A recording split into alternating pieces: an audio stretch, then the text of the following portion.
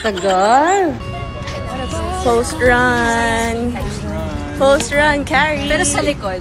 Tingnan nyo, abangan nyo po ako sa opening. Parang medyo tumagal na rin. Ewan ko kung kaya pa ng mga buto-buto ko na kala mo nun, tanda. Pero yan, medyo matagal-tagal rin tayong namahinga sa pagsayaw dahil sa dami ng ating mga ginagawa. Pero nakakamiss din. I mean, minsan parang pag trip ko bago matulog, tinitingnan ko yung mga naging dance pros ko from the past, from a lot of shows here in GMA, especially in Locher, sa mga events na nagawa ko. And parang nare-realize ko rin na parang nakakamiss din pala siya. And then my concerts also, I've done quite a few concerts in the past. So, tingnan natin kung kaya pa natin sumabay. Pero kaya pa rin naman. Warm up lang kayo. Hello Kakden fans, ito na nga ha, food trip mga kasombrero sa inyong Pops Alden at may kakulitan na naman dito sa Thailand mga kasombreros. So yung ginawa nila dito una ay bago yung malungkot ha din na vlog natin mga sabat kaya sir, ito na sa elevator sila tapos kasama si ate niya April. Tapos yun nga no, parang nagkukulit-kulitan saka sumasayaw-sayaw pa ekis-ekis at saka zigzag-zigzag si Sir Alden mga kasombrero sa kanyang ginagawa. Alam niyo naman no, pagkakakulitan ay number 1 kong mai-recommend si Pops Alden. Si Pops Alden mga kasombreros. So marami silang pinost no, dun sa BKK, nagpahinga sila tapos kumain, nagkape-kape no, kung ano namang food trip ang ginawa nila mga kasombreros. And dito nga parang may drone si Sir Alden mga kasombreros. Tapos hindi lang mawala to, kahit nasa lugar sila pumunta, nagkakasundo sila ni Ma'am Catherine no, maliban sa food sabi niya ay parang nagkakasundo sila sa dogs mga kasombreros. So ito ay pumunta si Sir Alden at saka ang kanyang mga kasama, food trip mga kasombreros. Meron siya mga pahinga time dito no, pictures with the gang, tapos nagsi-cellphone no, baka nag-update siya kaya kay Mrs. Walker. So na dito kami ngayon nagpapahinga ganon. Hindi, kidding aside mga kasombreros ay ito po no, next item natin ay basta marami silang ganap no, and day 2 na pala nila no, kasi kahapon and then ngayon. Tapos mag-aabang pa tayo kung kailan siya babalik mga kasombreros dito sa Pilipinas kasi malapit lang naman ang Thailand. And then ito, next item natin, ito nga no, si Sir Alden, yung nakakalungkot na side, maliban yung sa sasabihin niya mamaya mga kasombreros na about sa Stars on the Floor. So yung isang Kakden admin ay nag-compile siya no, nung time na nagpo-promo si na Ma'am Catherine at Sir Alden ng Hello Love Again nga. Tapos yung post niya, nakakaiyak siya na sabi niya kasi dito na yung hindi namin alam na meron ka palang pinagdadaanan sa time na ito no, nung time nga na tapos yung mga video si Sir Alden dun sa may Hello Love Again na promo. Nagmo-mall tour sila ni Ma'am Catherine mga kasombreros.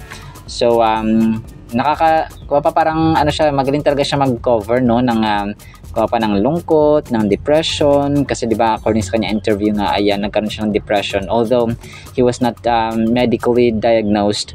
Ay yun po no, sa loob-loob niya alam niya na he was experiencing that kind of depression mga kasombreros or anxiety. So pero thank God no, kasi talagang ay ang Diyos ay mabuti kasi nga siya ay God-fearing person mga kasombreros. That is why he still survives no, and thank God hindi lang siya nagsusurvive but he is thriving. Ibig sabihin pa nag-grow mga kasombreros sa kanyang ginagawa ngayon no.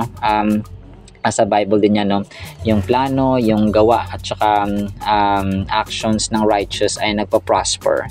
Kahit anumang hawakan niya at saka gagawin ay nagpa-prosper kasi nga may wisdom from the Lord mga kasombreros. So thank God no, sa buhay ni Sir Alden. And then ito, so napahinggan na nga natin mga kasombreros yung sinabi ni Sir Alden no, dito sa kanyang gagawin niya na Stars on the Floor. Nakakatawa, sabi niya dito, tingnan niyo, abangan niyo ako sa opening, sabi niya ganun. Ewan ko kung kaya pa na mabuto-buto ko. Sabi niya, parang tumawa siya medyo matagal na rin tayong namahinga sa pagsayaw dahil nga sa dami ng ating ginagawa, sabi niya, no? Quote in quote. Pero nakakamiss din pala, sabi niya, minsan bago daw siya matulog ay tinitingnan niya yung mga dance shows niya dati, yung mga ginagawa niya sa mga mall tours, no? Sa mga concerts na may solo siya na concert and then tiningnan niya, tapos sabi niya dito, tingnan natin kung kaya pa nating sumabay, no, sa pagsasayaw mga kasambreros, kasi hindi basta-basta yung kanyang makakasama doon, no, yung choreographer ng SB19, si Ma'am Pokwang, si Ma'am Marian, mga kasambreros. So talagang hilig din ang pagsasayaw. So sabi niya, I think kaya pa naman, sabi ng gano'n ng inyong box office king, na kaya pa niyang sumabay sa galawan ng Gen Z na mga sayawan ngayon, mga kasambreros. Sino talagang aabangan natin itong Stars on the Floor, mga kasambreros. So kumbaga pa parang June next month na, no? Ang bilis ng panahon, June 28 na ngayon, mga kasambreros. So ilang araw na lang ay Hunyo na, no, kabuanan at saka birthday ng aking nanay at ng aking stepfather. And then ito, isingit ko na ito, mga kasambreros, kasi yung sa Pilipinas Got Right. So yan lang actually sa ating Captain items, na maraming food sila Pops Alden talaga dito sa kanilang Bangkok na pagbabakasyon. Random at saka hindi niya in-expect na plano ay mangyayari pala, mga kasambreros, no, si Sir Alden. Basta may pera ka, go, no, anytime pwede kang lumusong at pwede kang umalis, kasi afford ng ating box office king, which he absolutely deserves, mga kasambreros, yung gantong leisure time. Alright, sinang po sa ating Captain items, sana po ay pakinggan po natin ang Word of God, and isang pinagpalang gabi po sa bawat isa.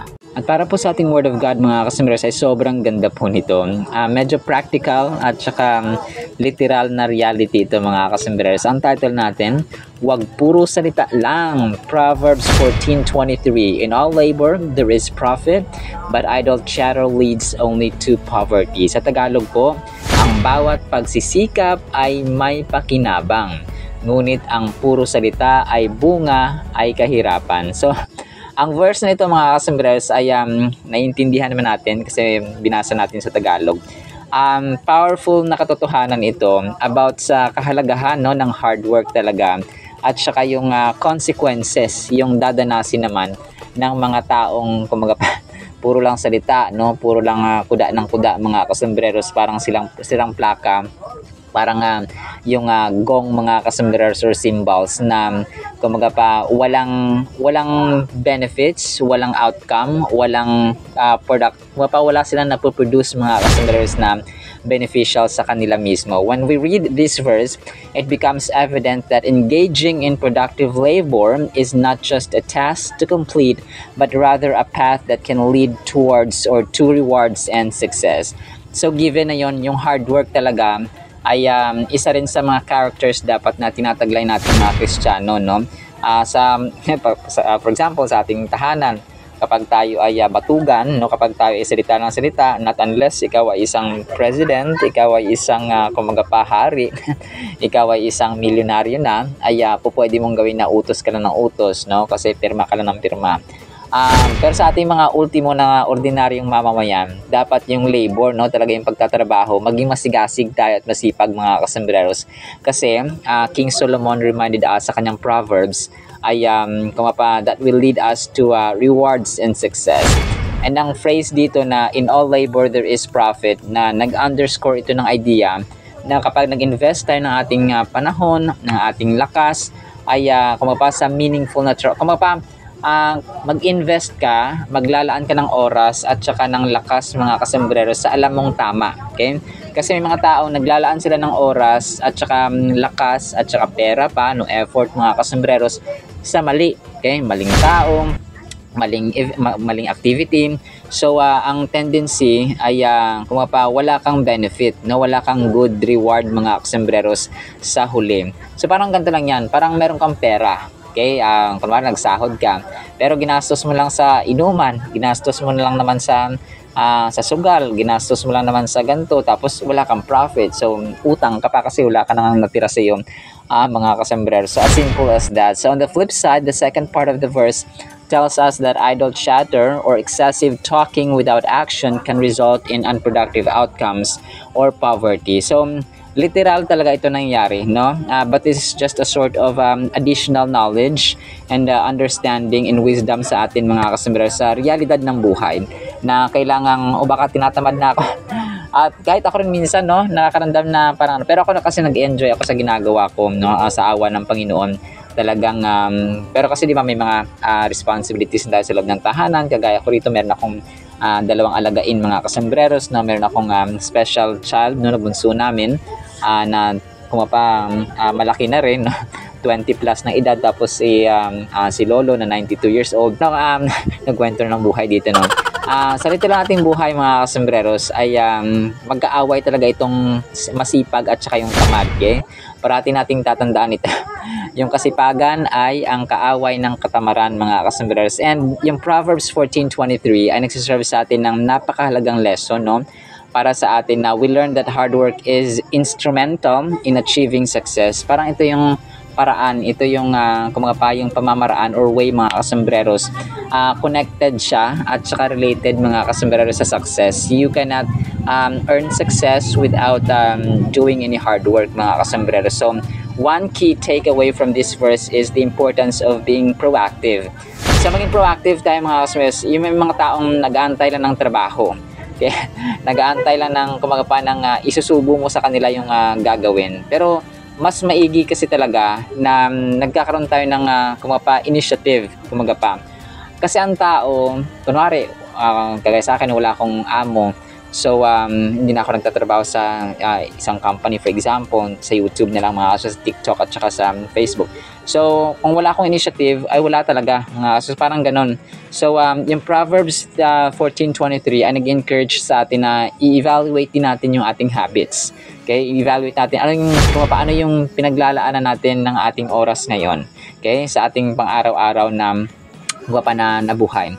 Are we investing in activities that lead to personal growth, or are we falling into the trap of mindless distractions? So may mga walang kwentang mga bagay, wag nating paglaanan ng panahon mga kasembreros, kasi kunwari sa mga bashers, no, talagang ako talagang neutral na lang mga kasembreros kapag kailangan binibless ko na lang din sila mga kasembreros, kasi kapag mapapaglaanan pa ng maraming diskusyon, no, pag nag-respond ka ng blessing tapos kumuda pa rin ng kumuda, so hindi ko na siya pinapansin mga kasembreros, kasi waste of time lamang, at saka ikaw lang din ang masisira ang mood mo sa araw mga kasembreros. So in conclusion, ang Proverbs 14:23 napaka-powerful ng pagiging masigasig, ng pagiging diligent mga kasembreros, lalong-lalo na kapag ito po ay talking about relationships, hard work at saka successful living. Hindi walang shortcut sa success, no? Parati ko naririnig yan kay Sir Alden. Wala pong dito ako sa first floor, tapos lulundag ako papuntang 10th floor na parang ganon mga kasembreros, or sa hagdan, first step, pag gusto mo agad dun sa ikasampung step na hindi pwede, mahihirapan ka without using any ladder or any machine mga kasembreros. Pero sa reality ng buhay, ganon talaga mga kasembreros, no? Si Ma'am Catrio nag-grade din nung diba, sabi niya one step at a time. So parang ganon mga kasembreros. So ganon din ang buhay natin. So wag tayong tamarin, kasi may profit at saka benefits talaga. At saka kapag ang buong pamilya masipag, yung buong pamilya din po ay nakakaranas ng konting kaayusan, no, konting kagaanan mga kasembreros sa buhay. Hindi lang ikaw ang makaka-experience, but your entire family. So ganun po, and ako kasi na-experience ko talaga, no, tulong-tulong talaga mga kasembreros. May profit talaga sa pagiging masipag. So kung 10 kayo or 5 kayo masipag, di ba? So mas mas marami kayong ma-achieve at maraming success mga kasambreros ang inyo pong matatamo at may experience sa buhay. Alright, so kung kaya dapat wag lang puro salita, dapat ay pinapakita sa gawa mga kasambreros. Sila po in the meantime nawa po ay pagpalaan po tayo ng pag-ibig, pananampalataya at pag-asa in the mighty, holy, sweet, magnificent name of the Lord Jesus Christ. And everyone said, Amen and Amen. See you sa next segment po mga kasambreros and paalam po. I love you.